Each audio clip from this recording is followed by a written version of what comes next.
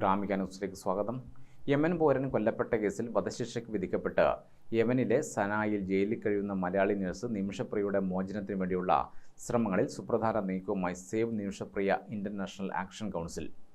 നിമിഷയുടെ മോചനത്തിനായി യമനിൽ ആദ്യഘട്ട ചർച്ചകൾ നടത്താൻ $40,000 ഇന്ത്യൻ എംബസിയുടെ അക്കൗണ്ട് വഴി കൈമാറാൻ വിദേശകാര്യ വകുപ്പ് അനുമതി നൽകിയതിന് തൊട്ടുപിന്നാലെ ആക്ഷൻ കൗൺസിൽ കഴിഞ്ഞ ദിവസം $20,000, അതായത് ഏകദേശം 16.71 ലക്ഷം രൂപ അക്കൗണ്ടിലേക്ക് കൈമാറി. ചർച്ച ഉടൻ ആരംഭിക്കുമെന്നാണ് വിവരം. തുക കൈമാറിയതോടെ ആദ്യഘട്ട ചർച്ചകൾ ഉടൻ ആരംഭിക്കുമെന്നാണ് അറിയുന്നത്. ശേഷിക്കുന്ന 16.71 ലക്ഷം രൂപ കൂടി ചർച്ചകൾക്കായി സമാഹരിക്കേണ്ടതുണ്ടെന്നും കൗൺസിൽ ഭാരവാഹികൾ അറിയിച്ചു. ഇതിനുള്ള ശ്രമവും ഊർജിതമാക്കിയിട്ടുണ്ട്. കൊല്ലപ്പെട്ട യമൻ പൗരൻ തലാൽ അബ്ദു മഹദിയുടെ കുടുംബമായും അവരുൾപ്പെടുന്ന ഗോത്രത്തിന്റെ നേതാക്കളുമായുമാണ് യമനിൽ എംബസി ഏർപ്പെടുത്തിയ അഭിഭാഷകൻ മുഖേന ചർച്ച നടത്തേണ്ടത്. ഇവർ ചോരപ്പണം സ്വീകരിച്ച് മാപ്പു നൽകാൻ തയ്യാറായാലേ നിമിഷപ്രിയയുടെ മോചനം സാധ്യമാകൂ.